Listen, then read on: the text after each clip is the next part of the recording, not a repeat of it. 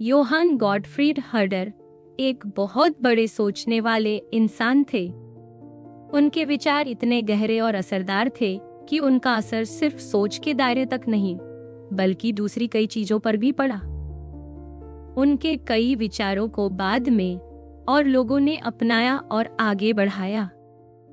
बहुत सारे मशहूर सोचने वाले जैसे हेगेल, श्लायरमाखर, नीत्शे, दिल्थे और मिल पर भी हर्डर का गहरा असर रहा। गोएथे जैसे कवि भी हर्डर से काफी प्रभावित हुए और उन्हीं की वजह से वे एक अलग ही स्तर के कलाकार बन पाए। हर्डर ने बहुत सारी ऐसी बातें शुरू की जो आज आम मानी जाती हैं। जैसे उन्होंने बताया कि हमारी सोच और भाषा आपस में बहुत जुड़ी हुई है। उन्होंने अलग अलग भाषा और समय में सोच और भाषा के फर्क को समझा। उन्होंने व्याकरण को भी बहुत महत्व दिया और बताया कि अलग अलग भाषा की अपनी अपनी खासियत होती है। इसी वजह से बाद में भाषा विज्ञान जैसे नए विषय सामने आए। हर्डर ने समझाने के तरीके को भी बदला और समझने बूझने की जो पद्धति है उसे नई दिशा दी। इसके साथ ही मानव जाति के इतिहास और संस्कृति को समझने के लिए जो तरीका है उसमें भी हर्डर का बड़ा योगदान रहा। बाइबिल की नई समझ में भी उनकी अहम भूमिका रही। हर्डर का जन्म 1744 में एक छोटे से शहर में हुआ था। उनके पिता स्कूल में पढ़ाते थे और घर की हालत ज्यादा अच्छी नहीं थी। 1762 में उन्होंने एक यूनिवर्सिटी में पढ़ाई शुरू की और वहां कांट जैसे जाने माने दार्शनिक से पढ़े। वहीं उनकी दोस्ती एक और बड़े सोचने वाले हमान से हुई। 1764 में वे रीगा शहर चले गए और वहां स्कूल में पढ़ाने लगे। वहां रहते हुए उन्होंने लोगों के लिए सोच को आसान और काम की चीज बनाने पर एक लेख लिखा।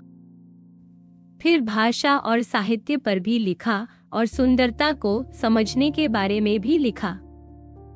1769 में उन्होंने नौकरी छोड़ दी और कई जगह घूमे। फिर एक और शहर में गोएथे से मुलाकात हुई जिससे गोएथे की सोच बदल गई। 1771 में भाषा की शुरुआत पर उन्होंने एक बड़ा लेख लिखा जिसे काफी मान्यता मिली। इसके बाद वे एक बड़े घराने के दरबारी उपदेशक बने और कई जरूरी लेख लिखे जिनमें शेक्सपियर पर लिखा और मानवता के इतिहास पर भी लिखा। 1776 में वे वेमार नाम के शहर में बड़े पद पर आ गए और यहाँ जिंदगी भर रहे। इसी दौरान उन्होंने आत्मा, पुरानी कविता, मानवता के इतिहास, धर्म और राजनीति पर कई अहम किताबें लिखी। कांट के विचारों का विरोध भी किया और उन पर भी लिखा। इसके अलावा भी उन्होंने और कई किताबें और लेख लिखे। हर्डर के शुरुआती लेखन सबसे बेहतर माने जाते हैं। खुद हर्डर ने भी एक जगह लिखा था कि किसी लेखक की पहली रचना ही असली और सबसे अच्छी होती है क्योंकि उस समय उसका मन और सोच खुली होती है। हर्डर के साथ भी ऐसा ही हुआ। हर्डर की लिखी बातें पढ़ना दूसरी उस समय की किताबों के मुकाबले आसान लगता है। वे अपनी बात आम लोगों की भाषा में और मिसालों के साथ रखते हैं जिससे समझना आसान हो जाता है। वे मुश्किल भाषा या भारी भरकम शब्दों का इस्तेमाल नहीं करते थे, लेकिन उनकी लिखाई में कुछ बातें अलग भी हैं जिनको समझना जरूरी है। हर्डर का लिखना कई बार बहुत भावुक और बातचीत जैसा लगता है। कभी कभी उनकी भाषा में सही व्याकरण का भी ध्यान नहीं रखा गया है। वे जानबूझकर ऐसा करते थे ताकि ज्यादा से ज्यादा लोग उनकी बात समझ सकें। उनका मानना था कि सोचने और बोलने का तरीका एक जैसा होना चाहिए, किताबों की तरह बिल्कुल सूखा और सख्त नहीं होना चाहिए। वे बोलने को लिखने से ज्यादा अच्छा मानते थे। उनके हिसाब से जब सोच और भावना अलग हो जाती है तो सोचने का असली मतलब ही खत्म हो जाता है। वे भाषा में भी किसी तरह की पाबंदी के खिलाफ थे। उन्हें लगता था कि भाषा जितनी आजाद होगी सोच भी उतनी ही आजाद होगी। उनकी एक और खास बात ये थी कि वे सोच को किसी एक सख्त तरीके से नहीं बांधते थे। वे किसी भी बड़े सोचने वाले की तरह एक बड़ा सिस्टम बनाने में विश्वास नहीं रखते थे। उनका मानना था कि ऐसे बड़े बड़े सिस्टम असली बात को छुपा देते हैं और सच्चाई से दूर कर देते हैं। वे हमेशा कहते थे कि सोच को खुला रखना चाहिए और नए तजुर्बे की जगह छोड़नी चाहिए। इसी वजह से वे सोच में आजादी को सबसे ऊपर मानते थे। दूसरी तरफ हर्डर मानते थे कि सोच में थोड़ा बहुत तरीका और तर्क जरूर होना चाहिए, लेकिन जरूरी नहीं कि सब कुछ एकदम सख्त सिस्टम में हो। वे कई बार अपनी बात दो लोगों के बीच बातचीत की तरह रखते हैं, जिससे लगे कि वे खुद में उलझ रहे हैं, पर असल में वे अलग अलग पक्षों को सामने रखकर सच तक पहुंचने की कोशिश करते हैं। जब किसी मुद्दे पर खुलकर बोलना ठीक नहीं लगता था, तो वे इसी तरीके का सहारा लेते थे ताकि अपनी बात को बिना सीधा बोले रख सकें। हर्डर का मानना था कि सच तक पहुंचने के लिए उल्टी सुलटी रायों को टकराना चाहिए, तभी सही बात निकलकर सामने आती है। वे समझते थे कि अलग अलग राय मिलती रहें तो इंसान सच के करीब पहुंच सकता है। कभी कभी ऐसा लगता है कि हर्डर बिना वजह तर्क नहीं देते, लेकिन असल में वे पुराने किस्म के सोचने और तर्क करने के तरीके को ही नहीं मानते थे। वे सीधी, साफ और अनुभव पर टिकी बातें पसंद करते थे।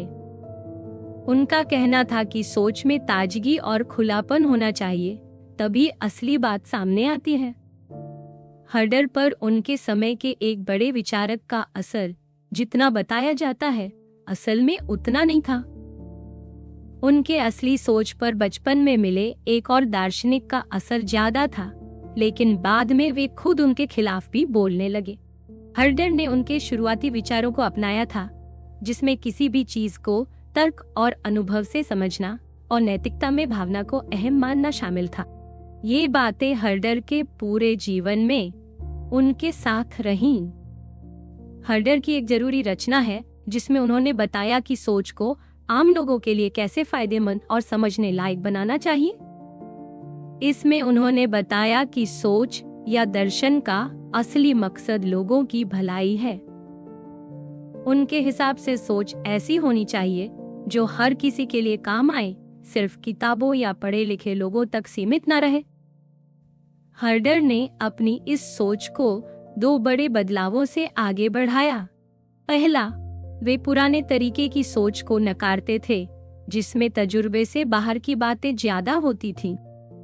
उनका मानना था कि ऐसी बातें उलझन पैदा करती है और किसी काम की नहीं होती।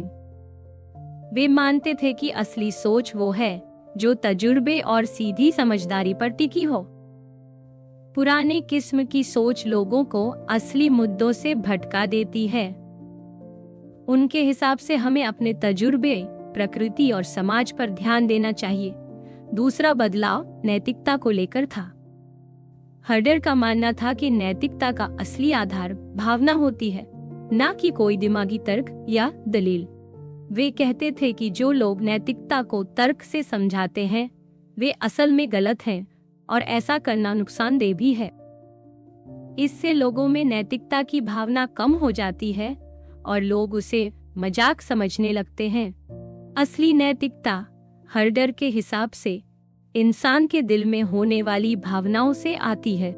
हर्डर का कहना था कि नैतिकता को मजबूत करने के लिए हमें शिक्षा, अच्छा व्यवहार और समाज के अच्छे लोगों से सीखना चाहिए। उन्होंने बताया कि साहित्य और कला भी नैतिकता बढ़ाने में मदद करते हैं। कहानियाँ, कविताएं और अच्छे लोगों की जिंदगी हमें सही राह दिखा सकती है। साहित्य और कला के जरिए लोग दूसरों के जीवन और भावनाओं को समझ सकते हैं, जिससे उनका दिल और सोच साफ होती है। हर्डर ने अपनी पूरी जिंदगी में इन्हीं बातों को आगे बढ़ाया। हर्डर की सबसे जानी मानी किताब भाषा की शुरुआत पर है, जो 1772 में आई थी। इस किताब में उन्होंने बताया कि भाषा कैसे बनी और क्या इसे इंसानी तरीके से समझा जा सकता है या बस किसी ऊपर वाले की वजह से है। हर्डर ने पूरी मजबूती से कहा कि भाषा इंसानों की सोच और उनके अनुभव से बनी है, न कि किसी दैवी चमत्कार से। उनकी दलीलें काफी पक्की थी और बाद में भी बहुत लोगों ने उनकी बातें मानी। हर्डर ने भाषा, मतलब और सोच के बारे में कई जरूरी बातें कहीं। उनका मानना था कि इंसान की सोच पूरी तरह भाषा पर टिकी होती है। बिना भाषा के हम सोच भी नहीं सकते। हम वही सोच सकते हैं जो हम शब्दों में कह सकते हैं। हर्डर का कहना था कि जो भी मतलब या विचार है वो असल में शब्दों के इस्तेमाल से ही बनते हैं। मतलब सिर्फ हमारे दिमाग में नहीं होते, बल्कि वो हमारी भाषा और हमारे बोले गए शब्दों से बनते हैं। हर्डर ने ये भी कहा कि हमारे सारे विचार और समझ सीधी सीधी अनुभूति यानी महसूस करने की ताकत से आती है। हर चीज का अनुभव या भावना हमारे शब्दों और सोच में उतरती है। हम अपने अनुभव से शब्दों का मतलब निकालते हैं और फिर वही शब्द हमारे विचार बन जाते हैं। जब नई चीजें आती हैं, तो हम पुराने अनुभवों और शब्दों की मदद से उनके लिए नए शब्द और मतलब बना लेते हैं। हर्डर की ये बातें उस समय के आम विचार से बिल्कुल उलट थीं। उन्होंने साबित किया कि सोच और भाषा अलग अलग नहीं, बल्कि एक दूसरे से जुड़ी हुई है। इसी वजह से आज के जमाने में भी भाषा को लेकर उनके विचार अहम माने जाते हैं। इन तीनों बातों की वजह से ही हर्डर ने भाषा, मतलब और अनुवाद को समझने का नया तरीका दिया। उन्होंने साफ किया कि सही मायने में सोच, भाषा और शब्दों के आपसी रिश्ते को समझे बिना हम कुछ भी समझ नहीं सकते। हर्डर ने सबसे पहले ये बात गहराई से समझी थी कि अलग अलग समय और जगह के लोग सोचने, महसूस करने और अपने जीवन के मायनों में एक दूसरे से बहुत अलग होते हैं। पहले के बड़े सोचने वालों को लगता था कि हर जगह के लोग लगभग एक जैसे होते हैं, लेकिन हर्डर ने साफ कहा कि ऐसा नहीं है। अलग अलग समय और जगह के लोगों में सोच, भावनाएं और मूल्य बहुत अलग हो सकते हैं। यही बात उनके बहुत से लेखों में मिलती है। वे मानते थे कि यहाँ तक कि एक ही समय में, एक ही समाज में हर इंसान की सोच भी अलग हो सकती है। हर्डर समझने यानी व्याख्या के लिए एक ऐसा तरीका बताते हैं जो हर तरह की रचना और बात को समझने में मदद करता है। उनके हिसाब से केवल किताबें नहीं, बल्कि तस्वीरें, मूर्तियां और संगीत जैसी चीजों को भी समझने के लिए यही तरीका अपनाना चाहिए। अलग अलग सोच और अनुभव के कारण किसी की बात को सही सही समझना बहुत मुश्किल हो सकता है। इसके लिए मेहनत और लगन की जरूरत होती है।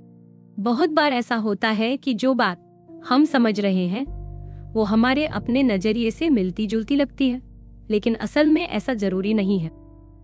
हमें कोशिश करनी चाहिए कि सामने वाले की सोच को उसकी ही तरह से समझें, अपनी सोच उस पर न थोपें।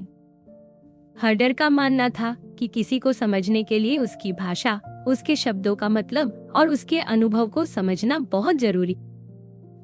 भाषा के शब्दों का सही मतलब जाने बिना किसी की बात को नहीं समझा जा सकता।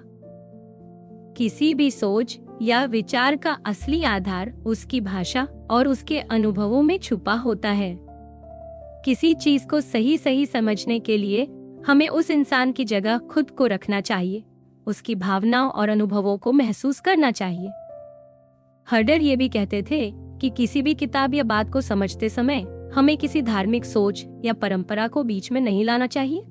चाहे कोई किताब कितनी भी खास या पूजनीय हो, उसे समझने का तरीका एकदम सीधा और साधारण होना चाहिए। कोई कल्पना या और मतलब निकालने की कोशिश नहीं करनी चाहिए, जब तक कि उसमें खुद ही ऐसा साफ साफ ना लिखा हो। एक और जरूरी बात हर्डर ने कही थी कि किसी भी रचना का असली अर्थ जानने के साथ साथ उसकी किस्म भी समझना चाहिए। हर किताब, कविता या कहानी का एक अलग मकसद और तरीका होता है। अलग अलग समय, जगह और इंसान के हिसाब से ये बदल सकता है। इसलिए हमें ध्यान रखना चाहिए कि किसी भी रचना को अपनी जानी पहचानी किस्म या ढांचे में न डालें। हर्डर के हिसाब से असली समझ वही है जब हम सामने वाले की सोच, भावनाओं और उसकी भाषा के अंदाज को पूरी तरह से पकड़ पाएं। हर्डर का मानना था कि किसी भी बात या रचना को सही सही समझने के लिए हमें उसके हर हिस्से को ध्यान से देखना चाहिए। कोई भी मतलब निकालने से पहले शब्दों, भाषा और उनके इस्तेमाल को गहराई से समझना जरूरी है। उन्होंने कहा कि जो भी अर्थ निकाला जाए वो पूरी तरह से उस रचना या बात के हिसाब से होना चाहिए जिसमें लेखक ने उसे लिखा है। इसका मतलब है कि हमें सिर्फ शब्दों पर नहीं बल्कि उनके पीछे छुपे भाव, समाज, समय और माहौल पर भी ध्यान देना चाहिए। हर्डर के हिसाब से सबसे जरूरी है कि हम सामने वाले की सोच में पूरी तरह उतरें। इसके लिए सिर्फ अपनी सोच या अपने अनुभव काफी नहीं होते। हमें बहुत मेहनत से उस इंसान की स्थिति, उसका समय, उसकी भाषा, उसका समाज और उसके माहौल को समझना होता है। हर्डर ने इस तरीके को महसूस करके समझना कहा जिसमें हमें दूसरों की भावनाओं और अनुभवों को खुद महसूस करने की कोशिश करनी चाहिए। उन्होंने कहा कि कोई भी व्याख्या तभी सही मानी जाएगी जब हम अपने अंदर से झूठी बातें या अपना नजरिया उस पर न थोपे, न तो बेवजह किसी रचना या बात से नफरत हो, न ही जरूरत से ज्यादा अपनापन दिखाया जाए। लेखक की असली भावना को पकड़ने के लिए उसकी भाषा, उसके शब्द और उसका माहौल पूरी तरह जानना जरूरी है। हर्डर ने ये भी कहा कि किसी भी रचना या बात को अकेले में समझना सही नहीं है। पूरी बात या पूरी रचना को एक साथ देखना चाहिए, तभी उसका असली मतलब समझ आता है। कई बार एक शब्द या एक लाइन अलग लगती है, लेकिन जब पूरी रचना को पढ़ते हैं तो उसका असली अर्थ सामने आता है। हर्डर मानते थे कि समझना कोई एक बार में पूरी तरह हो जाने वाली चीज नहीं है। धीरे धीरे, बार बार सोचकर रचना के हर हिस्से और पूरे को ध्यान में रखकर ही सही समझ आती है। यही तरीका अपनाने से किसी की बात, उसकी भावना और उसका असली मतलब सही समझा जा सकता। हर्डर ने कहा कि किसी भी रचना या बात को समझने के लिए सिर्फ उसके शब्दों और भाषा को देखना काफी नहीं है। हमें यह भी समझना चाहिए कि लेखक खुद क्या सोच रहा था, उसके मन में कैसी भावनाएं थीं। हर्डर के हिसाब से किसी भी लेखक की असली सोच और उसकी भावना को समझने के लिए हमें उसकी बातों को महसूस करना जरूरी है। कोई शब्द या वाक्य अपने आप में कई अर्थ ले सकता है, इसलिए उसके पीछे लेखक की असली मंशा जानना जरूरी है। हर्डर मानते थे कि सिर्फ शब्दों का मतलब समझना काफी नहीं है। हमें यह भी समझना चाहिए कि जब कोई कुछ बोलता या लिखता है तो उसका असली मकसद क्या था। कई बार एक ही बात कई अलग मतलब ले सकती है। जैसे कोई कहे कि यहाँ की बर्फ पतली है, तो हो सकता है वो बस जानकारी दे रहा हो, या फिर आगाह कर रहा हो, या मजाक कर रहा हो, या मजाक कर रहा हो। इसलिए लेखक के इरादे को जानना जरूरी है। हर्डर ने कहा कि लेखक की असली सोच जानने के लिए कभी कभी हमें अंदाजा भी लगाना पड़ता है। यह अंदाजा लगाना कोई जादू या भविष्यवाणी जैसा नहीं, बल्कि ध्यान से सोचने समझने, तर्क और सबूत पर टिके हुए छोटे छोटे अनुमान होते हैं जो बाद में सही या गलत भी साबित हो सकते हैं। हर्डर का मानना था कि किसी भी बात या रचना को समझना एक किस्म का विज्ञान है। जैसे प्रकृति की बातें समझने के लिए ध्यान और मेहनत चाहिए, वैसे ही किसी लेखक की बात समझने में भी बहुत मेहनत और तरीका चाहिए। उन्होंने कहा कि किसी बात का सही मतलब निकालना भी उतना ही तर्क और तरीका मांगता है जितना किसी विज्ञान का नियम जानने में लगता है। लेखक के लिखे शब्द और उसके काम को देखकर हमें समझना होता है कि उसके पीछे कौन सी असली भावनाएं या सोच है। हर्डर के हिसाब से असली समझ वही है जब हम शब्दों, भाषा, लेखक की सोच और उसके माहौल को मिलाकर पूरी तरह से जानने की कोशिश करें कि असल में उसका क्या मतलब है। हर्डर का मानना था कि किसी भी बात या रचना को सही समझना बहुत जरूरी है। ऐसा करने से हम दूसरे समाजों और समय के लोगों की सोच को जान सकते हैं। इससे हमारे अंदर सबका सम्मान करने की भावना भी आती। हम दूसरों की अच्छी बातें अपनाकर अपनी सोच को और बेहतर बना सकते हैं। जब हम दूसरों के नजरिए से चीजों को देखते हैं तो हमें अपनी पहचान और अपने समाज की खासियत भी समझ में आती है और पता चलता है कि हमारी सोच कहाँ से आई है और कैसे बदली। हर्डर की सोच का बहुत असर आगे के सोचने वालों पर पड़ा। उनकी बताई बातें दूसरों ने भी अपनाई और इसी वजह से सोचने समझने का तरीका आगे बढ़ता गया। उन्होंने बताया कि किसी भी रचना या बात को समझने के लिए सिर्फ उसके शब्द नहीं, बल्कि उसके पीछे की भावना, लेखक की सोच और उसके समय को समझना जरूरी है। इसी वजह से आगे की किताबों और पढ़ाई में भी उनकी बातें काम आई। हर्डर ने अनुवाद के बारे में भी एक नया तरीका बताया। उनके हिसाब से अनुवाद करना आसान नहीं है, क्योंकि हर भाषा, हर समाज और हर समय में सोच अलग होती है। इसलिए अनुवादक को बहुत सावधानी से काम करना चाहिए। अनुवाद में 2 तरीके होते हैं। एक है ढीला तरीका, जिसमें अनुवादक अपने हिसाब से चीजें बदल देता है। दूसरा है असली बात को पूरी तरह से निभाने वाला तरीका, जिसमें अनुवादक मूल बात और भावना को उसी रूप में रखने की कोशिश करता है। हर्डर पहले तरीके को सही नहीं मानते थे, क्योंकि इससे असली मतलब बदल जाता है। उनका कहना था कि अनुवादक को चाहिए कि वह जितना हो सके असली बात के करीब रहे। हर्डर ने कहा कि अगर कोई शब्द या विचार दूसरी भाषा में नहीं है, तो अनुवादक को उस भाषा के सबसे पास वाले शब्द को चुनना चाहिए और उसकी उपयोगिता को थोड़े समय के लिए बदलना चाहिए, ताकि वह असली मतलब के पास जा सके। हर्डर का यह तरीका अलग था और इसे बहुत कम अनुवादकों ने अपनाया, लेकिन हर्डर ने खुद अपने अनुवादों में इसे अपनाया और बाद में कुछ और लोगों ने भी यही तरीका अपनाया। हर्डर की सोच से हमें यही समझ आता है कि किसी भी भाषा, रचना, ये बात को समझने और अनुवाद करने के लिए बहुत गहराई, मेहनत और अपनापन चाहिए। हर्डर जानते थे कि उनके बताए तरीके से अनुवाद करना थोड़ा मुश्किल हो जाता है, लेकिन वे मानते थे कि अगर अनुवाद में असली मतलब और भावना पूरी तरह से सही आ जाए, तो पढ़ने में थोड़ी मुश्किल भी मंजूर है। उनके हिसाब से असली बात, असली अंदाज और भावनाओं को सही रखना ज्यादा जरूरी है। हर्डर ने यह भी कहा कि किसी कविता, गीत या ऐसी रचना में जहाँ तुकबंदी, लय या संगीत का खास रोल है, वहाँ सिर्फ शब्दों का अनुवाद काफी नहीं है। वहाँ पर असली रूप में वही तुक, वही लय और वही भाव भी आना चाहिए। उनका मानना था कि संगीत या लय का रचना में अपना एक मतलब होता है। कई बार कविता की तुक या लय भी अपने आप में कुछ कहती है। जैसे कोई कविता हल्की फुल्की हो तो उसकी लय भी मजाकिया हो जाती है। इसलिए सही अनुवाद में शब्दों के साथ साथ उसकी लय, उसकी तुकबंदी और उसका अंदाज भी वैसा ही रखना चाहिए। हर्डर मानते थे कि अच्छा अनुवाद सिर्फ पढ़ने वालों के लिए नहीं, बल्कि भाषा के लिए भी फायदेमंद होता है। इससे भाषा में नए शब्द और नए तरीके आते हैं, जिससे भाषा और समृद्ध हो जाती है। ऐसा अनुवाद करने वाले को बहुत हुनरमंद और रचनात्मक होना चाहिए, ताकि वो नई बातें और नए अंदाज अपनी भाषा में ला सके।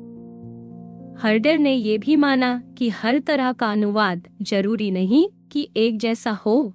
अलग अलग लेखक, रचनाएं और मौके के हिसाब से अनुवाद का तरीका बदल सकता है। कौन सा तरीका कब अपनाना है, ये अनुवादक पर और उसके मकसद पर निर्भर करता है। हर्डर की सोच और उनके तरीकों का बहुत असर आगे के अनुवादकों और सोचने वालों पर पड़ा।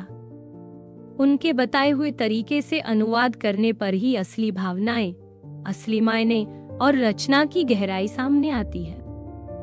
हर्डर की सोच ने भाषा विज्ञान और समाज विज्ञान जैसे नए विषयों की शुरुआत में भी बड़ी भूमिका निभाई।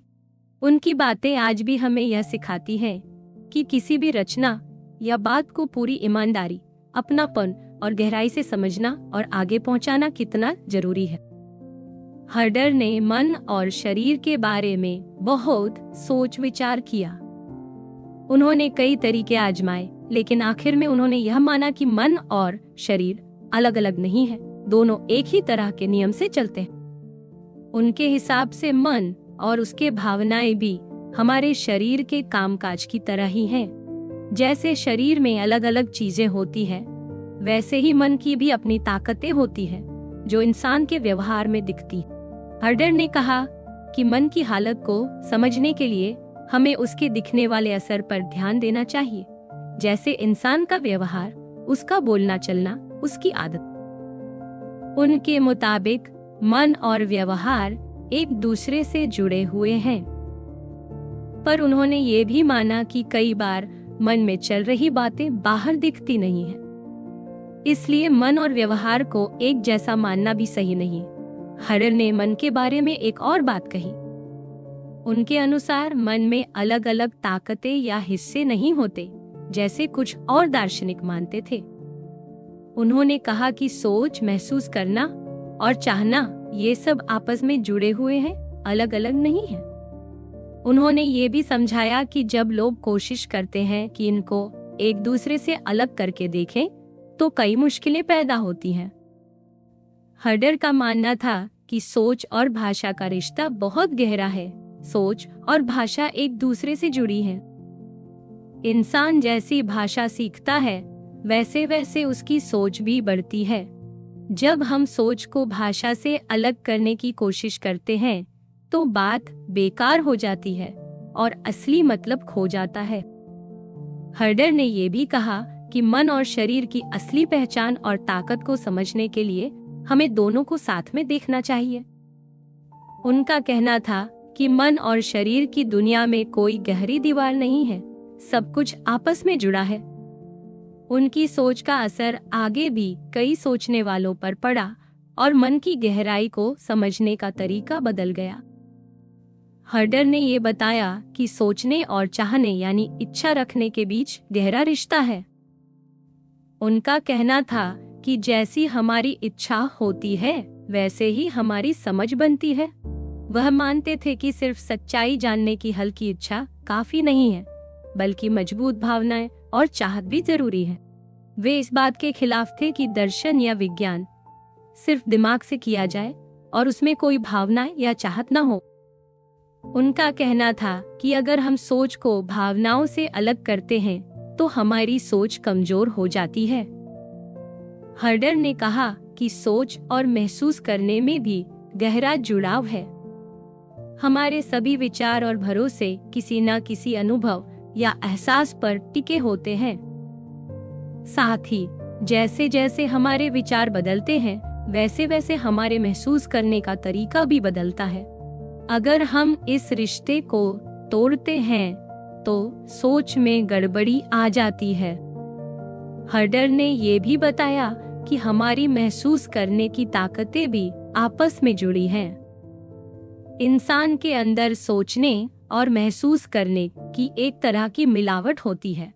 ये बात हमें बच्चों में दिखती है, जैसे उनकी नजर और छूने की ताकत आपस में कैसे जुड़ी होती है। उन्होंने बताया कि जब कोई लंबे समय तक देख नहीं पाता और फिर उसकी आंखों का इलाज होता है, तो वो भी चीजों को छूने के अनुभव से पहचानता है। हर्डर ने समझाया कि भाषा और सोच समाज से ही बनते हैं। इंसान की सोच, उसका मन और उसकी पहचान सब कुछ समाज में रहकर बनता है। लेकिन इसके साथ ही हर इंसान की सोच अलग भी हो सकती है। हर्डर मानते थे कि जितना जरूरी है सबको समझना, उतना ही जरूरी है कि हर इंसान की अलग पहचान को भी समझा जाए। हर्डर का मानना था कि इंसान के मन की हर बात साफ साफ नहीं दिखती। मन के बहुत सारे हिस्से ऐसे होते हैं जो इंसान खुद भी ठीक से नहीं जान पाता। इसीलिए उन्होंने साहित्य को बहुत जरूरी बताया, क्योंकि साहित्य मन के उन हिस्सों को भी दिखा सकता है जो छुपे रहते हैं। हर्डर को कला और कविता से बहुत प्यार था। उन्होंने बताया कि गीत, कविता और कला से न सिर्फ भाषा और सोच की शुरुआत हुई, बल्कि इनका असर इंसान की धार्मिकता और नैतिकता तक जाता है। हर्डर का मानना था कि कविता और कला बच्चों से लेकर बड़े तक सबकी सोच और भावनाओं को गहरा करती है और इंसान को बेहतर बनाती है। उनकी ये सोच बाद में बहुत लोगों ने अपनाई और आगे बढ़ाई।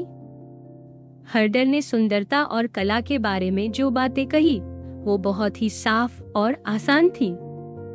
उन्होंने कहा कि कला और सुंदरता पर सोचने का तरीका नीचे से ऊपर की तरफ होना चाहिए, यानी असली अनुभव और लोगों के जीने से जुड़े हुए सवालों से शुरू होना चाहिए।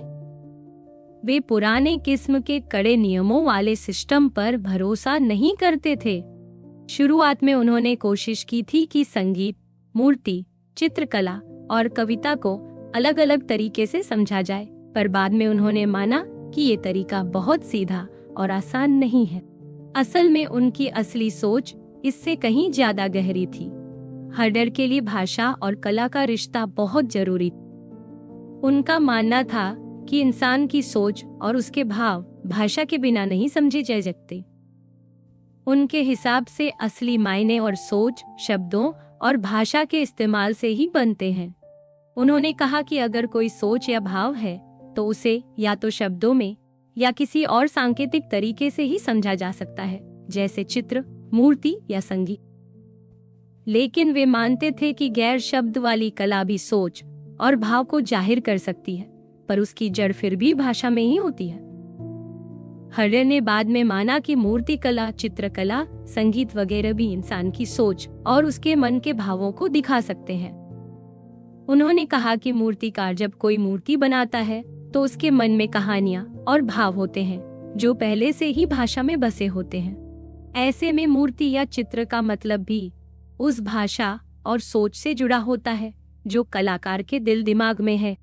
हर्डर ने ये भी बताया कि कला, चाहे वो कविता हो, चित्र हो या संगीत हो, इंसान की आत्मा और उसके गहरे भाव को बाहर लाती है। असली मायने वही हैं जो इंसान की भाषा और उसकी कल्पना से निकलते हैं। उनकी यही सोच थी कि किसी भी कला या रचना को समझने के लिए हमें उसके अंदर की आत्मा और भाव को समझना जरूरी है, और ये सब आखिर में भाषा से ही जुड़ जाते हैं। हर्डर की ये सोच आगे कई लोगों के लिए मिसाल बनी। उन्होंने दिखाया कि असली सुंदरता और कला का एहसास किताबों के नियमों या किसी बनावटी सिस्टम से नहीं, बल्कि इंसान के अनुभव, उसके मन और उसकी भाषा से निकलता है।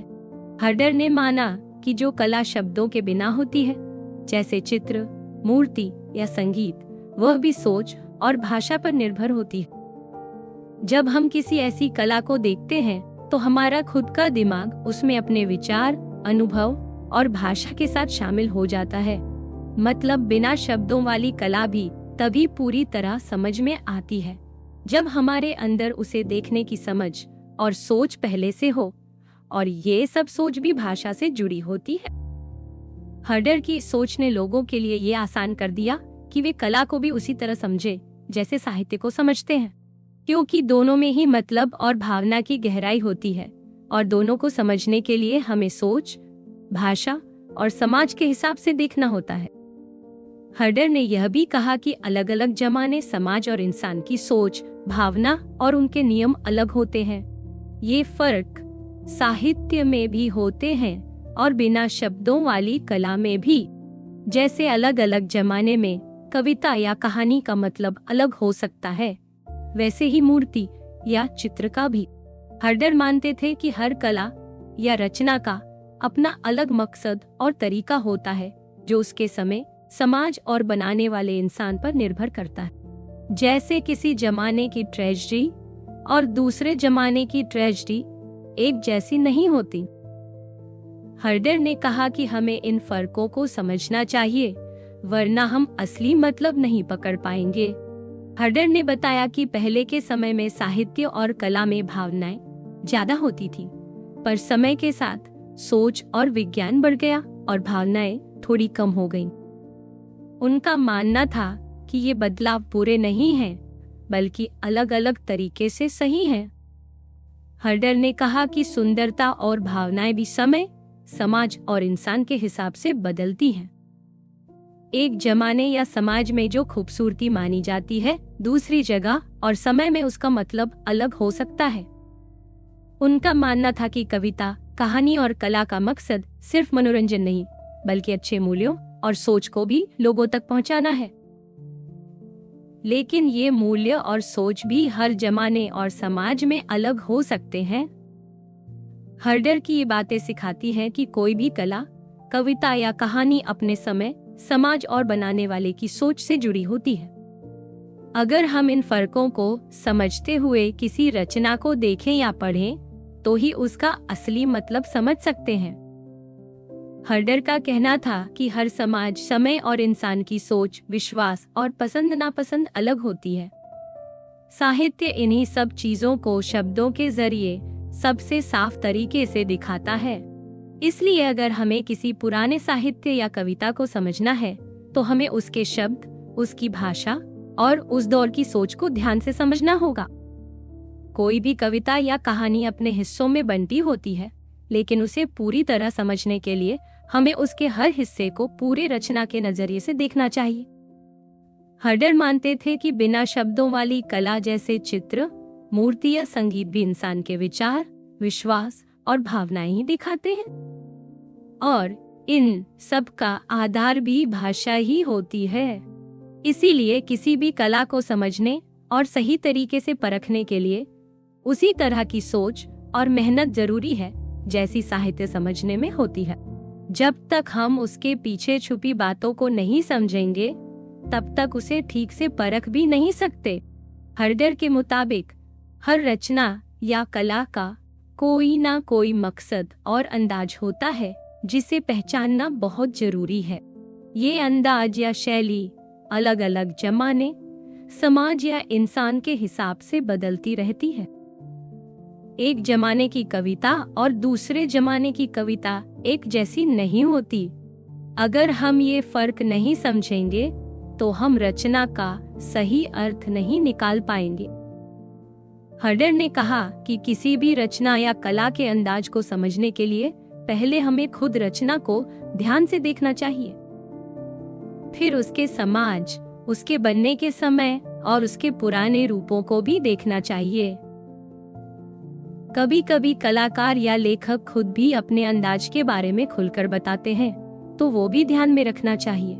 अगर हम किसी कला या रचना के अंदाज को बिना ठीक से समझे उसकी तुलना पुराने किसी और अंदाज से करते हैं, तो हम गलत नतीजे पर पहुंच सकते हैं। जैसे अगर हम शेक्सपियर की ट्रेजेडी को यूनानी ट्रेजेडी के नियमों से परखें, तो हम उसे गलत समझेंगे और सही मूल्यांकन नहीं कर पाएंगे। इसी तरह अगर हम मिस्र की मूर्ति कला को यूनानी नियमों से जांचेंगे, तो असली मकसद को समझ नहीं पाएंगे।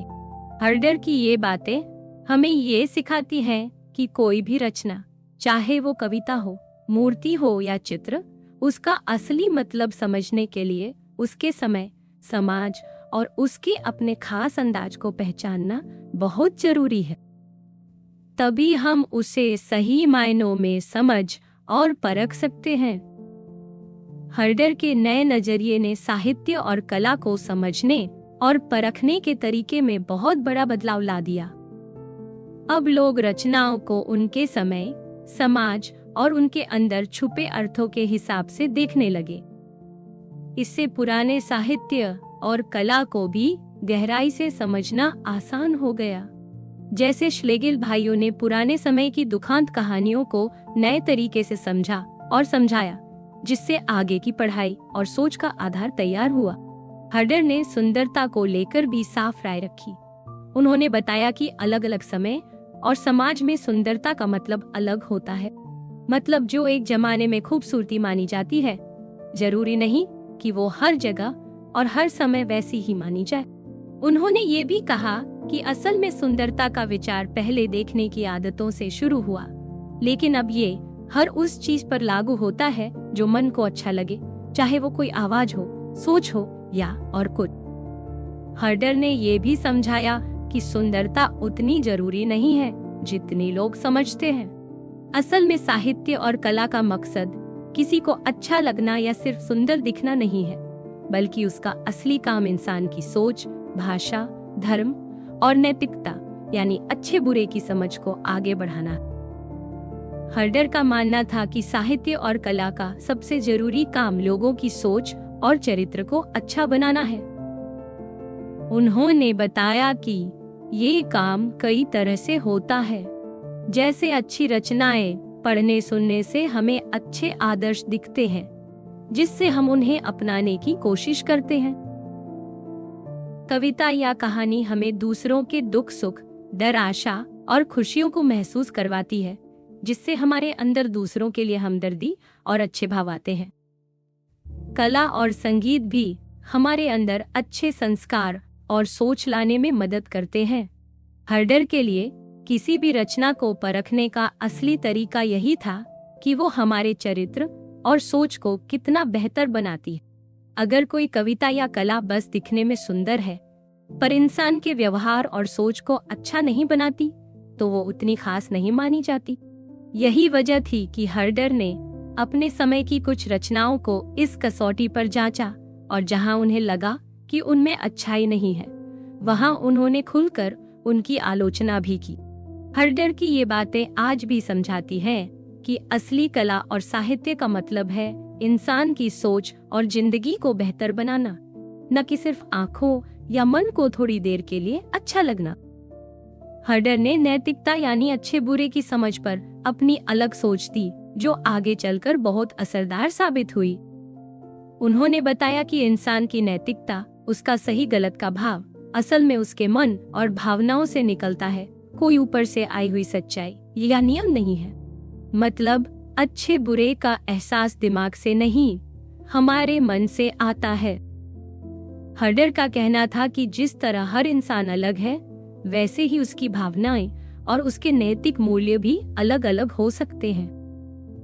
अलग अलग समय, समाज और हालात में लोगों के अच्छे बुरे के मापदंड भी बदलते रहते हैं। जो बात किसी एक जमाने या समाज में बहुत अच्छी मानी जाती थी, वही दूसरी जगह या समय में बुरी मानी जा सकती। हर्डर मानते थे कि इंसान की नैतिक भावनाएं उसके समाज और जीने के ढंग के मुताबिक बनती हैं। जैसे पुराने मिस्र में मेहनत और अपने शहर के लिए ईमानदारी जरूरी थी, क्योंकि वहां की खेती, कारोबार और समाज इसी पर टिका था। रोम के लोगों के लिए बहादुरी, समझदारी और अपने देश से प्यार जरूरी था, क्योंकि उनका समाज फौज और लड़ाइयों पर चलता था। इसी तरह अलग अलग समाज और वक्त के लोग अपनी अपनी जरूरतों के हिसाब से अच्छे बुरे का मतलब बनाते गए। हर्डर ने समझाया कि नैतिकता को सही मायनों में समझने के लिए उसकी शुरुआत को जानना जरूरी है।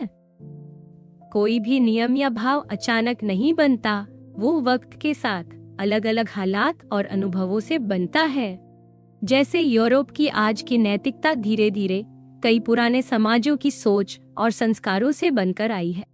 पहले यहूदी समाज में सख्त नियम थे, फिर मिस्र में मेहनत और वफादारी आई, फिनिशियाई लोगों में आजादी आई, यूनानियों ने इन सब को मिलाया, रोम वालों ने बहादुरी और देशभक्ति को जोड़ा।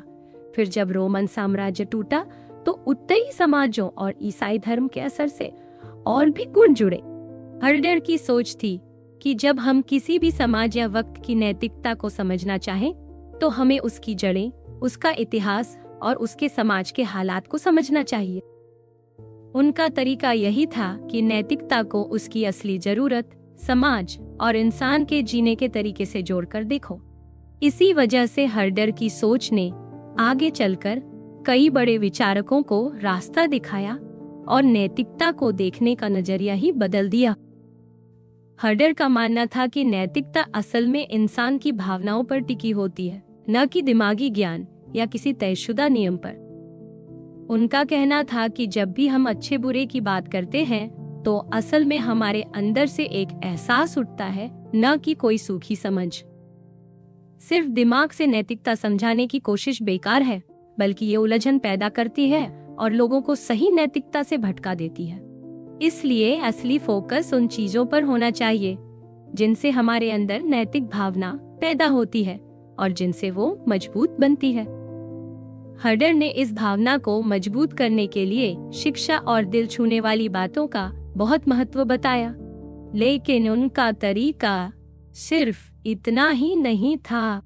उन्होंने ये भी कहा कि नैतिकता सिखाने का सबसे अच्छा तरीका है कि समाज में अच्छे लोगों के उदाहरण दिए जाएं, अच्छे कानून बने और साहित्य या कला का सहारा लिया जाए। साहित्य और कला लोगों के मन को छूती है, उनसे सीधा असर पड़ता है और अच्छे बुरे का फर्क समझने में मदद मिलती है। हर्डर को लगता था कि जब से पुराने समय के रीति रिवाज टूटे हैं, और लोग सिर्फ ऊपरी बातों में लगे हैं। असली नैतिक भावनाएं खोती जा रही हैं। इसी वजह से आज के समाज में अच्छाई और इंसानियत जैसी बातें केवल नाम की रह गई हैं। लोगों के मन में उनकी असली गहराई नहीं बची। हर्डर का एक और अहम विचार ये था कि किसी भी समाज, समय या इंसान की नैतिकता को एक दूसरे से बेहतर या खराब कहना सही नहीं है। हर समाज के अपने हालात और खुश रहने का तरीका होता है। हर समाज की नैतिकता उसकी जरूरतों और हालात के मुताबिक बनती है। इसलिए किसी एक नैतिकता को सबसे ऊपर रखना या किसी को नीचे दिखाना गलत। हर्डर की सोच थी कि असली इंसानियत हर किसी को उसकी अलग पहचान, अलग सोच और भावनाओं के साथ अपनाना है। उन्होंने कहा कि भले ही हर समाज और इंसान के नैतिक मूल्य अलग अलग हों, लेकिन सबको बराबर मानना और सबका सम्मान करना ही सही इंसानियत है। उन्होंने समाज में जाति, रंग या किसी भी भेदभाव का विरोध किया और सबको बराबरी का अधिकार देने की बात की। हर्डर ने ये भी बताया कि इंसानियत का असल मतलब सिर्फ बुराई से बचना नहीं है, बल्कि हर इंसान की भलाई, इज्जत और खुशी की परवाह करना है। उन्होंने ये भी साफ किया कि हर इंसान एक ही मूल का है और जो अलग अलग रंग, रूप या आदतें हैं वो बस ऊपर ऊपर से हैं, असल में सब एक जैसे। हर्डर की यह सोच आगे चलकर दुनिया में इंसानियत, बराबरी और सम्मान की बातें फैलाने में बहुत काम आई और आज भी इसका असर दिखता है। हर्डर ने इंसानियत की जो सोच बनाई वो शुरू में जिस रूप में थी उसमें वो इंसानियत को हर इंसान की अलग पहचान, उसके मन और भावनाओं के साथ जोड़कर देखते थे। बाद में उनके विचार थोड़े बदले और उन्होंने इंसानियत को एक तरह से सबके लिए एक जैसी और समझने वाली चीज माना। लेकिन असली गहराई उनके शुरुआती विचार में थी, जहां इंसानियत हर किसी के अलग अनुभव, सोच और भावनाओं से जुड़ी थी। हर्डर का एक और बड़ा विचार था बिल्डुंग, मतलब इंसान के सारे गुणों का अपने आप में खुलकर और संतुलित विकास होना। उनका मानना था कि इंसान की आजादी, उसकी खासियत और उसके मन के सारे हिस्सों का मेल ही असली तरक्की है। आगे चलकर बहुत से बड़े विचारकों ने भी इसी सोच को अपनाया और इसे इंसान और समाज की सबसे ऊंची मंजिल बताया। हर्डर की सोच में माफी, दया, ईमानदारी, इंसाफ, बराबरी जैसी बातें भी आती हैं जो ज्यादातर धर्मों में मिलती हैं। लेकिन उनका तरीका अलग था, क्योंकि वो एक ही नैतिक सिद्धांत को सबसे ऊपर नहीं मानते थे, बल्कि अलग अलग नैतिक बातें और आदर्श मानते थे। उनके लिए अच्छाई एक ही चीज में नहीं बंधी थी, बल्कि अलग अलग रूपों में थी। हर्डर ने मुक्त इच्छा यानी फ्री विल पर ज्यादा जोर नहीं दिया। उन्होंने इसे जरूरी नहीं माना कि नैतिकता के लिए इंसान के पास पूरी आजादी हो। उनके लिए असली आजादी ये थी कि इंसान को अपनी प्रवृत्तियों और समाज के नियमों के बीच एक संतुलन बनाना आना चाहिए। वो मानते थे कि जैसे शुरुआती ग्रीक या चीनी सोच में फ्री विल पर जोर नहीं था, वैसे ही असली नैतिकता इसकी मोहताज नहीं है। इतिहास की बात करें तो हर्डर का मानना था कि हर दौर, समाज या संस्कृति के लोगों की सोच, मान्यताएं और भावनाएं अलग होती हैं। समय के साथ ये चीजें बदलती रहती हैं। हर्डर इतिहास को सिर्फ बड़े राजनीतिक या युद्ध के किस्सों में नहीं देखते थे, बल्कि उनके लिए असली इतिहास लोगों की अंदरूनी दुनिया और मन की हालत समझना था। इसलिए उनके हिसाब से इतिहास का असली मकसद ये जानना है कि अलग अलग समय और जगहों पर लोग कैसे सोचते थे, क्या महसूस करते थे, उनकी असली जिंदगी कैसी थी। इसी सोच का आगे बहुत गहरा असर पड़ा और कई बड़े दार्शनिकों ने इसे अपनाया। हर्डर की सोच का असर आज भी इंसानियत, नैतिकता और इतिहास को समझने के नजरिए में दिखता है, जिसमें सबकी अलग पहचान, भावनाएं और हालात को बराबर सम्मान मिलता है। हर्डर का मानना था कि इतिहास में हमेशा राजा महाराजा, युद्ध या बड़े बड़े राजनीतिक कामों पर ही ध्यान देना सही नहीं है। उनका मानना था कि सिर्फ इन घटनाओं में ही इतिहास की असली समझ छुपी नहीं होती। उन्हें युद्ध या राजनीतिक ताकत के किस्सों में कोई नैतिक अच्छाई या सच्ची इंसानियत नहीं दिखती थी। इसलिए वो इतिहास को इस नजरिए से देखने के खिलाफ थे कि बस कौन सा राजा क्या जीता, किसने कितने इलाके छीने। हर्डर ने सोचा कि कई बार लोग इतिहास के बड़े कामों में कोई गहरा मतलब या सिख देखने की कोशिश करते हैं, लेकिन ये काम असल में किसी कलाकार या लेखक का है, इतिहासकार का नहीं। और अगर कोई सोचता है कि पुराने बड़े कामों को देखकर हम भविष्य की भविष्यवाणी कर सकते हैं या दुनिया को चला सकते हैं, तो ये भी गलत है। उनके हिसाब से इतिहास को समझना और उसे देखकर आगे क्या होगा इसका अंदाजा लगाना एक ही बात नहीं है। हर्डर का कहना था कि असली इतिहास को समझने के लिए हमें लोगों की अंदरूनी दुनिया, उनकी सोच, भावनाएं और उनके सपने समझने चाहिए। इसके कई फायदे हैं। एक तो यही कि जब हम लोगों के मन और कला को समझते हैं तो हमें इंसानियत का अच्छा रूप देखने को मिलता है, जबकि युद्ध और राजनीति में अक्सर बुराई और हिंसा ही मिलती है। इससे हमारी अपनी सोच भी और गहरी होती है। साथ ही जब हम दूसरे समाज और लोगों की सोच को समझते हैं तो हमें ये पता चलता है कि हमारी अपनी पहचान और सोच में क्या अलग है और क्या एक जैसा है। इससे हम खुद को भी अच्छे से जान पाते हैं। हर्डर का कहना था कि जब हम दूसरों के दिल दिमाग को समझते हैं तो हमारे अंदर उनके लिए अपनापन, इज्जत और बराबरी का एहसास आता है। ये सिर्फ अमीर या राजा महाराजाओं के लिए नहीं, बल्कि हर समाज के हर इंसान के लिए है। यही सच्ची इंसानियत है। हर्डर ने इतिहास को समझने का एक खास तरीका निकाला जिसे वो जेनेटिक तरीका कहते थे। इसमें वो किसी भी समाज या सोच की जड़ से शुरुआत करके उसके विकास की पूरी कहानी बताते थे। इससे हमें पता चलता है कि आज जो कुछ भी है वो कैसे और क्यों बना। इसी सोच का असर आगे कई बड़े दार्शनिकों पर भी पड़ा। हर्डर का असली योगदान यही है कि उन्होंने इतिहास को बाहर से नहीं बल्कि अंदर से देखने की आदत डाली, जिसमें इंसान की सोच, उसकी कला और उसकी असली जिंदगी। इससे न सिर्फ इतिहास बल्कि हमारी खुद की पहचान और इंसानियत को समझने में भी मदद मिलती है। हर्डर का जो जेनेटिक तरीका था उसका मकसद लोगों की सोच, भावनाओं और उनके तौर तरीकों को गहराई से समझना था, वो भी बिना किसी धार्मिक या काल्पनिक कहानी के, बिल्कुल आम और साफ तरीके से। इस तरीके में वो बताते हैं कि हमारी सोच, हमारे रिवाज, हमारी भाषा और हमारे भाव कब और कैसे शुरू हुए और धीरे धीरे कैसे बदलते बढ़ते आज तक पहुँचे। हर्डर ने इस तरीके को सबसे पहले कविता और भाषा पर आजमाया। बाद में उन्होंने इसे नैतिकता और भी कई मानवीय मूल्यों पर लागू किया। उनका कहना था कि जैसे जैसे समाज बदलता है उसके विचार, भावनाएं और मान्यताएं भी बदलती जाती हैं।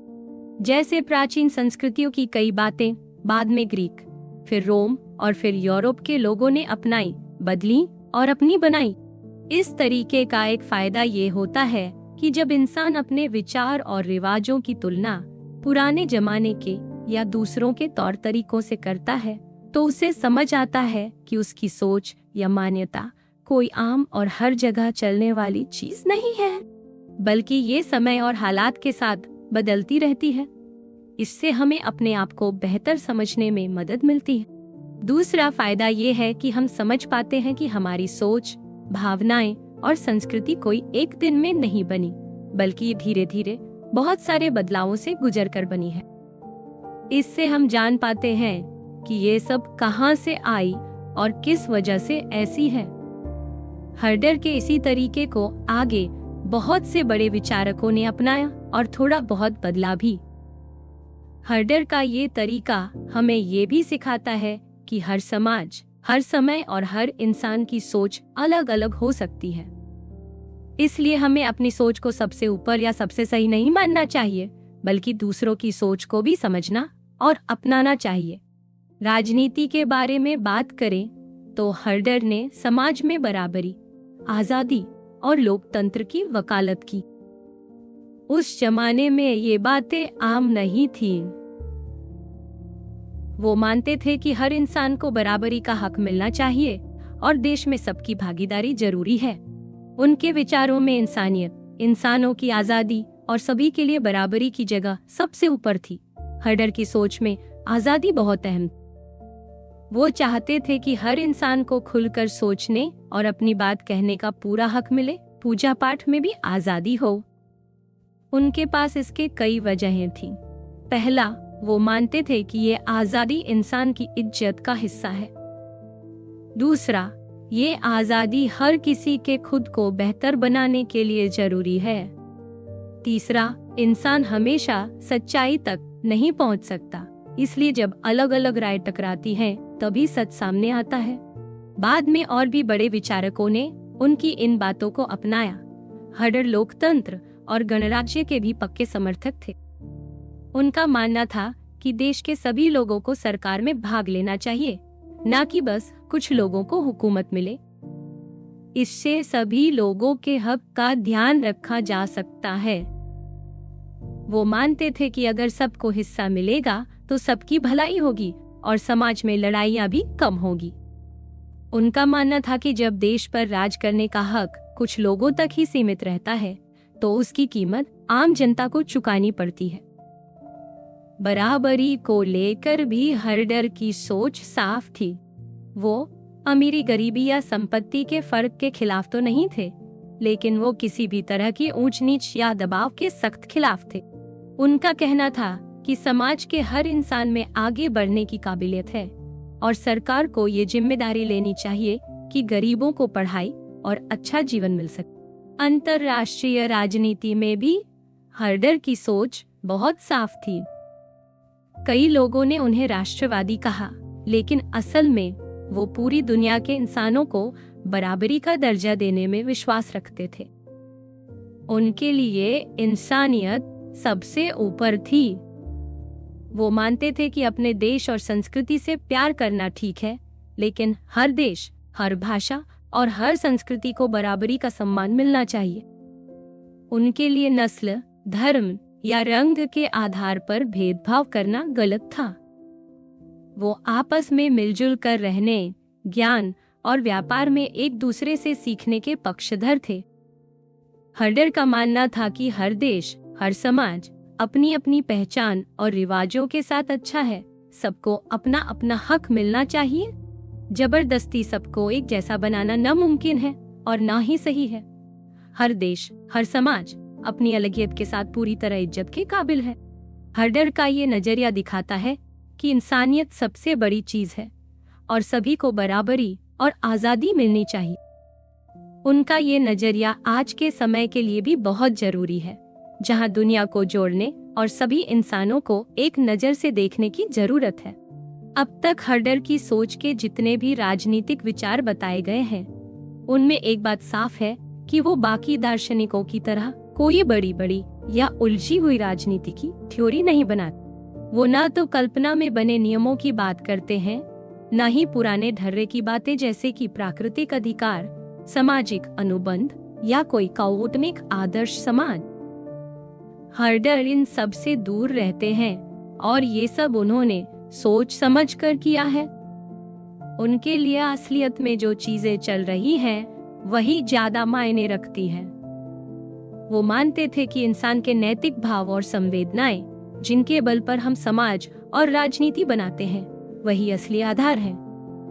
उनके लिए ये सिद्धांत बनाना जरूरी नहीं कि हर चीज का तर्क या नियमों से जवाब दिया जाए, क्योंकि ऐसा करना असल में बेकार उलझन है। हर्डर का राजनीतिक नजरिया बिल्कुल असली दुनिया से जुड़ा था। वो प्राचीन यूनान और खासकर एथेंस का उदाहरण देते हैं, जहां आजादी और अलग अलग सोचने की आजादी से ज्ञान और समाज आगे बढ़ा। दूसरी ओर रोम जैसे समाजों में जहां ऐसी आजादी नहीं थी, वहां तरक्की भी रुकी रही। उन्होंने फ्रांस की क्रांति को भी एक तरह के सामाजिक प्रयोग के तौर पर देखा, जिसमें नई नई बातें सीखने को मिली। हर्डर ये मानते हैं कि राजनीति का असली आधार लोगों की अंदरूनी भावनाएं और सोच है। अगर इंसानों के अंदर नैतिकता और अच्छी सोच है, तो वही समाज और सरकार को सही दिशा देती है। इसलिए उन्होंने शिक्षा, अच्छे आदर्श, कानून और साहित्य जैसे तरीकों से लोगों के नैतिक भाव को मजबूत करने की बात की। कुल मिलाकर हर्डर की राजनीति में थ्योरी कम है, लेकिन असल जिंदगी से जुड़ी गहराई बहुत है।